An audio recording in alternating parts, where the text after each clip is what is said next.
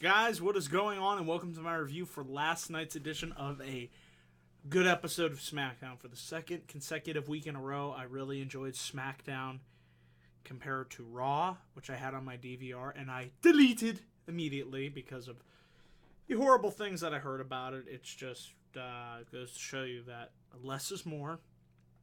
SmackDown is able to make the most with the 2 hours that it is given, and there was a lot on this show that I did like, that it was able to help progress.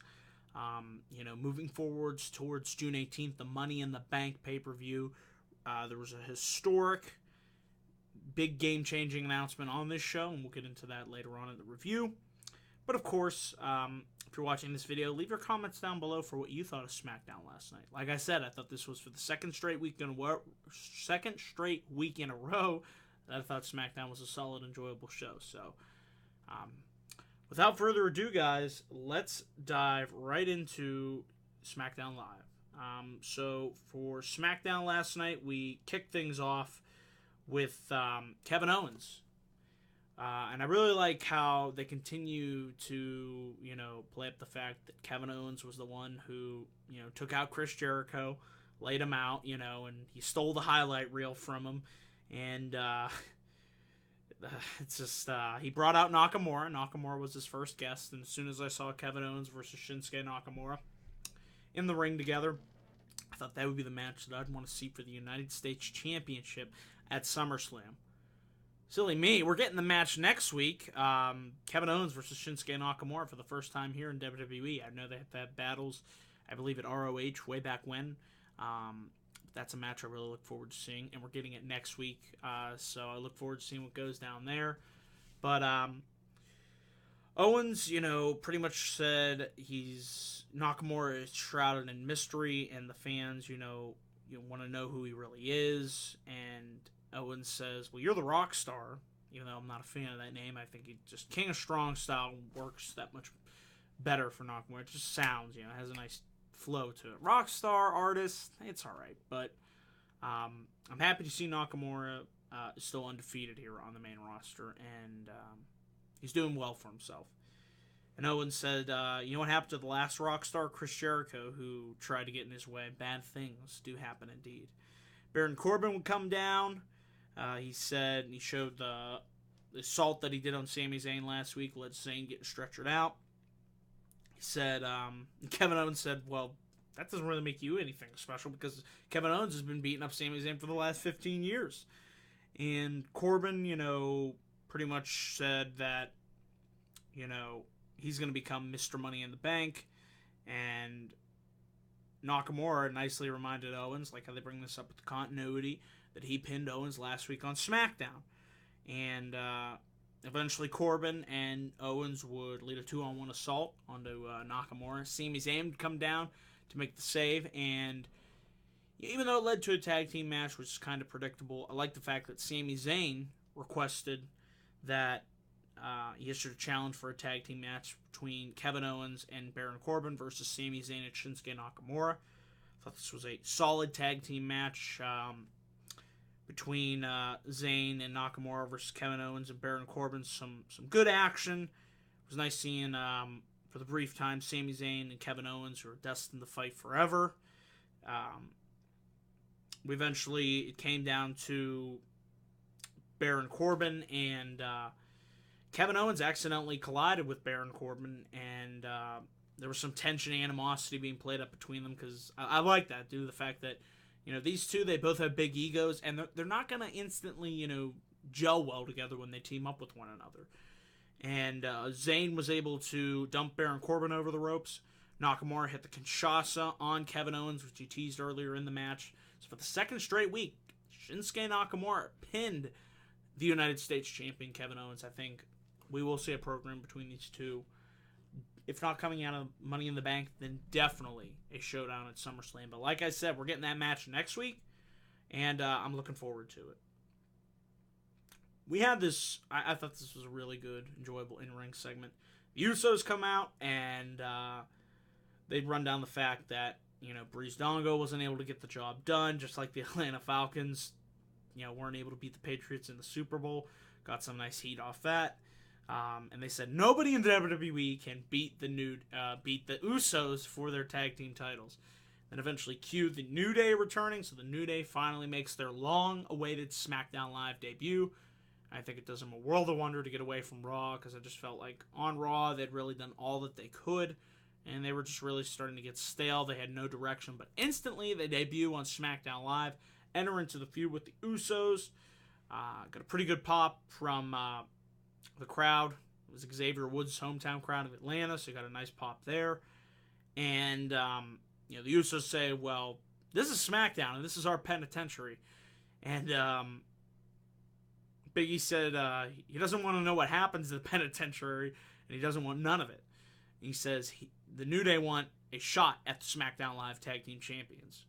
And they have talked to Shane McMahon. They conferred with him, and in about roughly, 3 weeks or so, it'll be the New Day versus the Usos at Money in the Bank. Fine by me.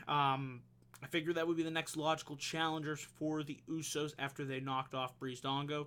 But it seems like they're still high on Breezango. We'll talk about what they did later on in the show. So for those of you worried, I've become a Breezango fan just from the Fashion File segments. But getting back here to the Usos versus the New Day, I think this will be much better due to the dynamic. Before we had face Usos versus heel New Day. I think with the roles switched, heel Usos face New Day, we could be in store for some really good promo battles between these two teams. I enjoyed what they had to say here tonight, how they set up the match for Money in the Bank, and I look forward to seeing what these two teams have down in the pipeline.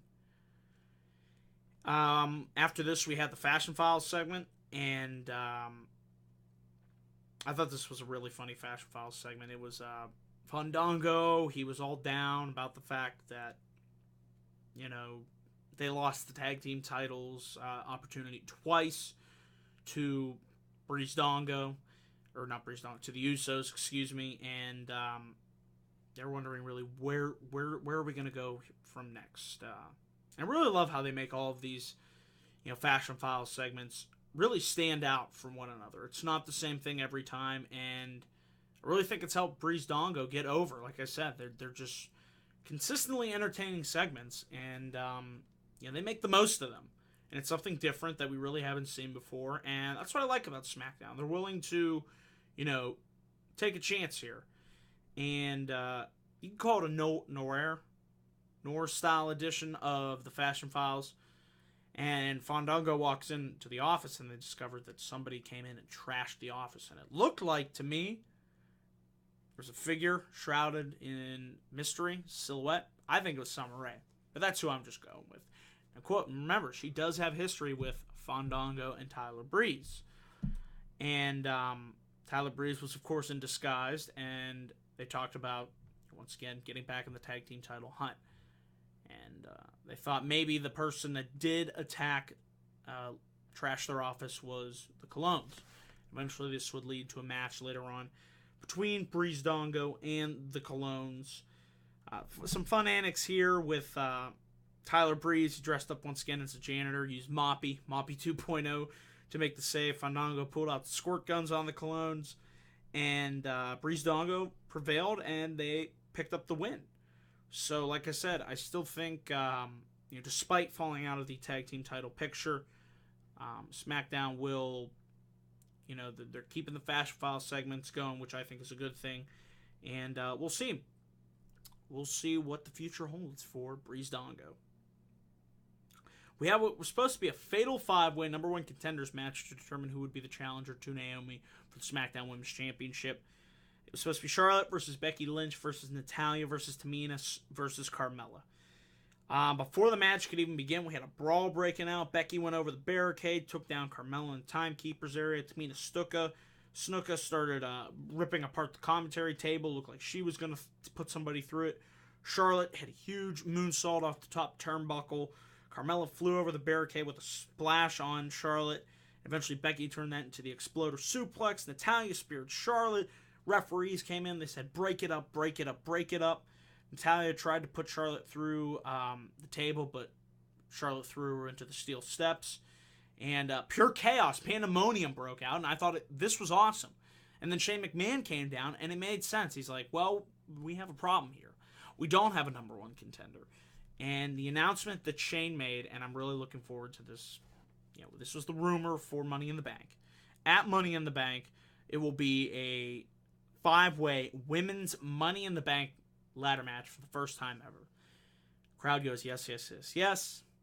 I'm happy for the women. Like I said, they continue to raise the bar from Hell in a Cell to Iron Women to Steel Cage match, to main eventing shows. It's just great to see. And now for a Money in the Bank ladder match, my only concern is I just hope nobody gets injured, but I still think it's going to be really great to see. Got some good talent in there.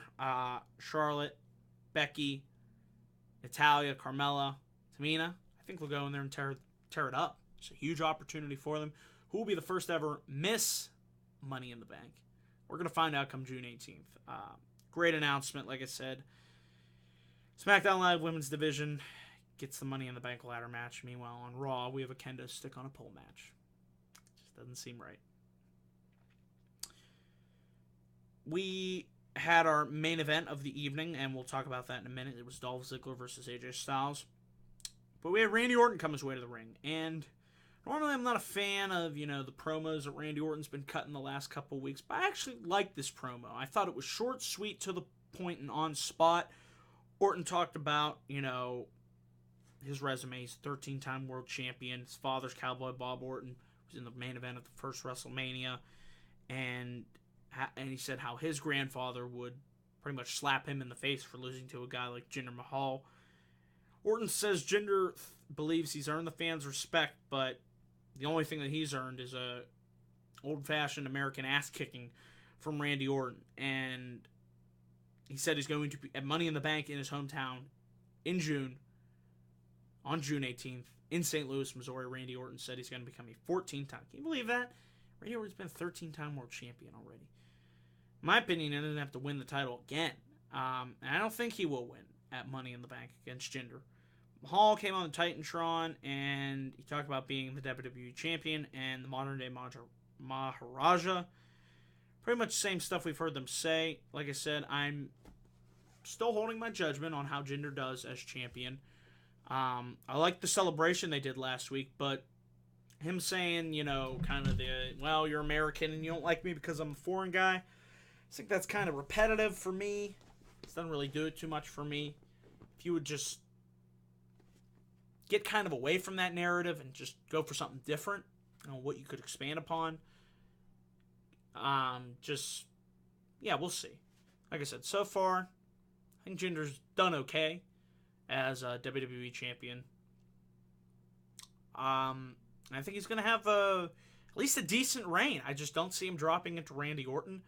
The guy that I see him dropping into is John Cena, who will return on July 4th. So that's my prediction right there. I think Jinder Mahal will drop the championship to You Can't See Me, John Cena.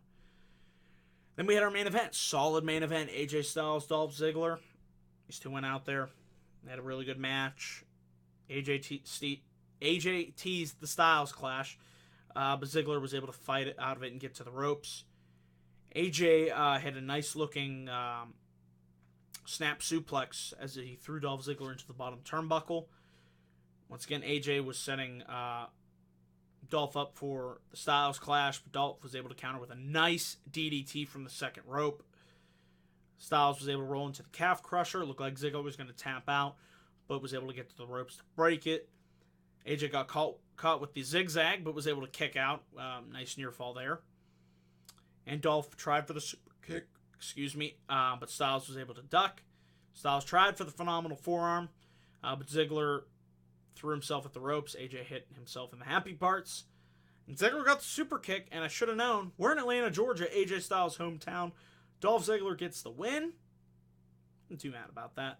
Still thought it was a really good match. Good way to close out this week's edition of SmackDown. Like I said, you compare the two shows, Raw, which I didn't even bother watching because of the Stanley Cup Finals, and I really have no reason to. SmackDown was a good show this week. SmackDown, if I had to give a grade for it this week, was a B. I felt like there was a lot of nice progression en route to Money in the Bank next month. And, good edition of SmackDown. Guys, let me know down in the comment section what you thought of the show last night. excited to leave your feedback down there. And please remember to click that like and subscribe button for more video content coming soon to this channel. And I will be back up here again with my Extreme Rules preview and predictions video, hopefully sometime tomorrow afternoon, so be on the lookout for that. So that is it, guys, for this video. Thank you for watching my SmackDown review, and I am out. And remember, let's go Pens. See you guys.